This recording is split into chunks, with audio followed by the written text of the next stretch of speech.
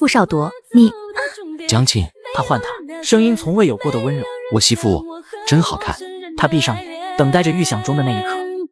我想我会开始想念你。江庆只觉得肩头一沉，哎，他睁开眼朝一侧看去，只见傅少铎倒在他身上，双眼紧闭，他竟然睡着了。江庆此刻心情无比复杂，呵呵，白激动了。就这，江庆把他扶到床上，离开了房间。快看，小妹拿了好些东西，是啥呀？是啥都跟咱们没关系，他又不送给你。哎，等等，他拿的那些东西好像就是送给咱们的。在火车站的时候，江庆说带了东西回来送给大家。你做梦吧，做梦挺好，梦里啥都有。切，爱信不信。大嫂、二嫂、三嫂，麻烦你们来一趟。江庆的声音从客厅传过来，三人一起来到客厅里，詹玉明也从屋里出来。小庆啊，你上哪儿整这么多好东西？都是傅少铎帮着弄的，费了好大的力气。不过他倒是觉得自己没做啥，你们别跟他提，提了他该难为情了。行，妈记着了，保准不跟他提。詹玉明转头看向三个儿媳妇，你们听见了吗？他们三个实在是不敢相信，小妹居然从偏僻的东安农场带回这么多好东西，还都是要给他们的。小妹，你这些事都是给咱家人的。江庆笑着说，冯氏给了三个嫂子一人一个拎兜，至于给詹玉敏的那个兜子，是最大的一个。有一些的吃的用的，还有化妆品。除了大嫂兜子里多几本书，是给江航的。江航是大哥的儿子，今年11岁，在上小学4年级。于凤家没想到江庆还特意给孩子也准备了东西。谢谢了，小妹。这还是江庆回来后，大嫂第一次和颜悦色的和他说话，态度异常的好。江庆只点了点头，没多说话。江庆，谢谢你和小付了。二嫂脸上不再维持一开始的客套，这回是发自内心的感激。一旁的三嫂魏彤看着拎兜里的东西，也高兴得不得了。谢谢小妹了。江庆观察着三个嫂子的反应，从回家到现在不过短短几个小时，他已经大致上摸清了三个嫂子的脾性。大嫂于凤家是其中最没心眼的一个，好坏都放在脸上，一眼能看尽。二嫂葛明丽为人相对正直些，不屑于讨好自己，而三嫂魏彤则比较复杂。江庆不是很想和她相处。我有点累了，想回去休息一会儿。江庆转身回了自己的房间。等他回到自己房间时，发现傅少铎已经躺到了床的一侧，他脸上的酡红还没褪去，想来酒精应该还没消。屋里就一张床，江庆发现自己好像只能睡在这里。哎，没办法了，和傅少铎在江家人眼里是夫妻，睡在一个屋里天经地义。要是我出去睡客厅，那才会叫大家奇怪呢。江庆侧身躺在了床的另一侧，两人背对背，各自站了床的一边。太累了，江庆很快就睡着了。不知睡了有多久，江庆只觉得身体热得像火炉一样。突然他感到自己被人紧紧抱在怀里，还有些迷糊的江庆猛地睁开眼，瞬间清醒过来，发现自己正躺在傅少铎的怀抱中。两人不知什么时候从背对着的姿势变为了面对面。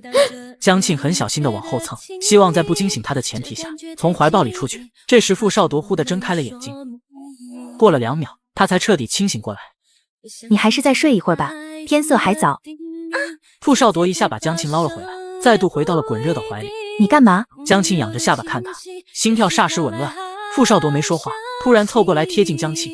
我记得睡觉之前我们好像是在什么？嘴唇被猛封住，柔软温热的触感落在他唇上。那一刹那，江庆只觉得脑袋嗡的一下，耳朵里能听到巨大的心跳声。这一刻，时间仿佛都静止了。我想我会开始想念你，可是我刚刚才遇见了你。那一吻分开后，两人的脸都红得不像话。一时间屋里安静无比。江庆，我想让我们能有个新的开始，就以婚礼为起点，好吗？这隐晦而突然的表白，比任何情话都要动听。我再想想。江庆故意这样说。不许拒绝，我们有证，是合法夫妻。江庆感到了压在自己身上的什么东西，他很快明白过来，那是傅少铎身体的变化。起来，我要下去，家里爸妈都在，肯定等咱们吃晚饭了。这次傅少铎没再纠缠，很快放开了他。江庆飞快离开了房间。房间里，傅少铎又躺了一会儿，等着身体平复下来，然后他很快睡着了。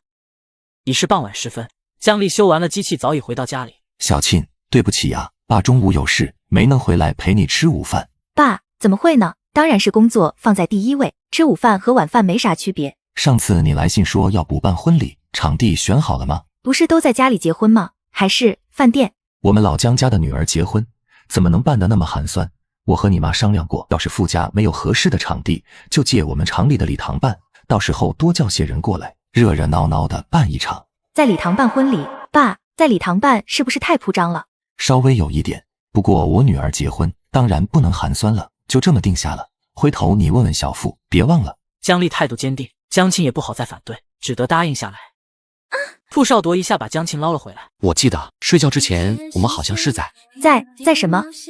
嘴唇被猛地封住，柔软温热的触感落在他唇上，那一刹那，江庆只觉得脑袋嗡的一下，耳朵里能听到巨大的心跳声。这一刻，时间仿佛都静止了。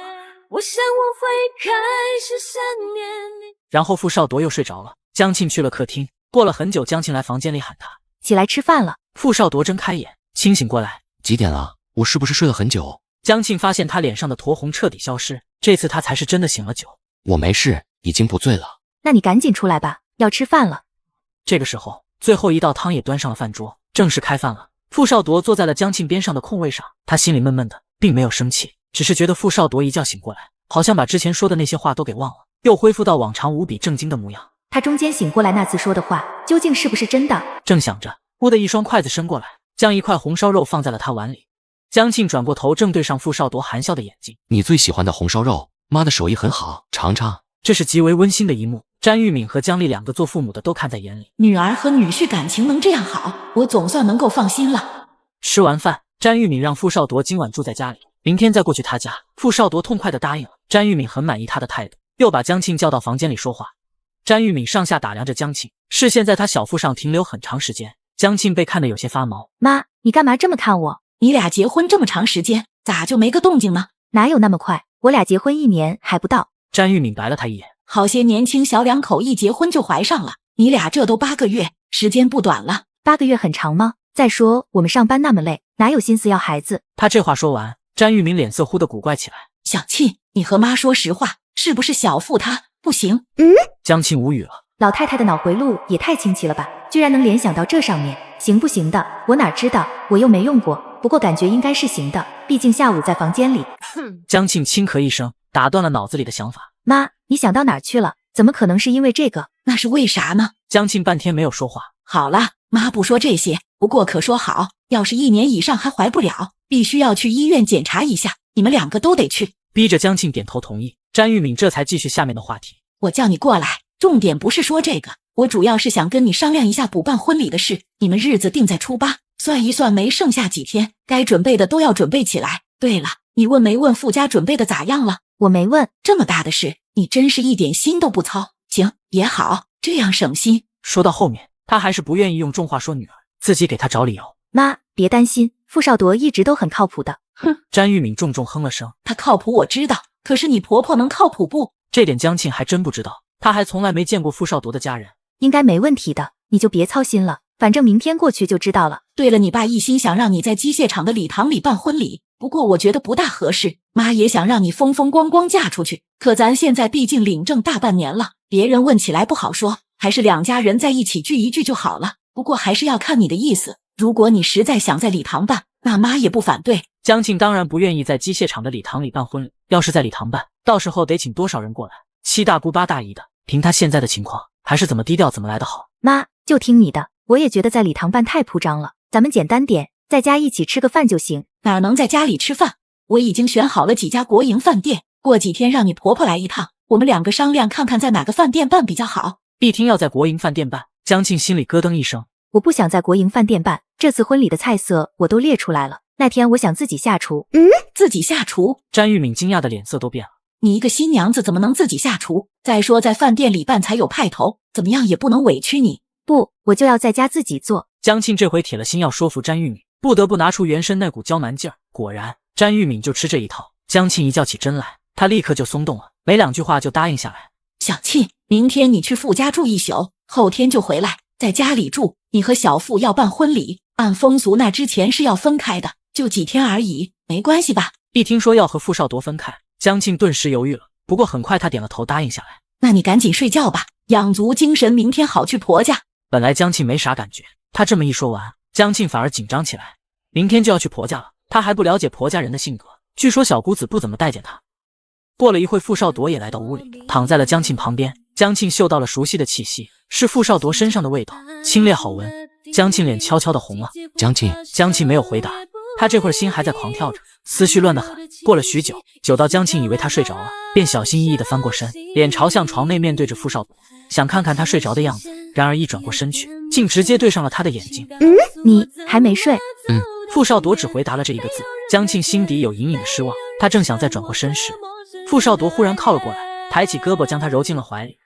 猝不及防的一下，江庆被吓了一跳。你干嘛？他扬起下巴，静静看着面前的男人。下午的事你都记得？他用的不是疑问句，而是陈述句。傅少铎重重嗯了一声。所以我说的都是我心里想了很久的话，本来想晚点告诉你，没想到会在那种情况下说出来。江庆心跳紊乱了下，而嘴上仍说所以我想说的是，登记不作数，婚礼才是我们真正的开始，你愿意吗？我答应补办婚礼就已经是答应你了。傅少铎听完没有说话，只是把江庆抱得更紧。睡觉吧。江庆发现自己竟然开始贪恋那宽阔的怀抱，不过他也知道不能继续抱下去，否则两人就要失控了。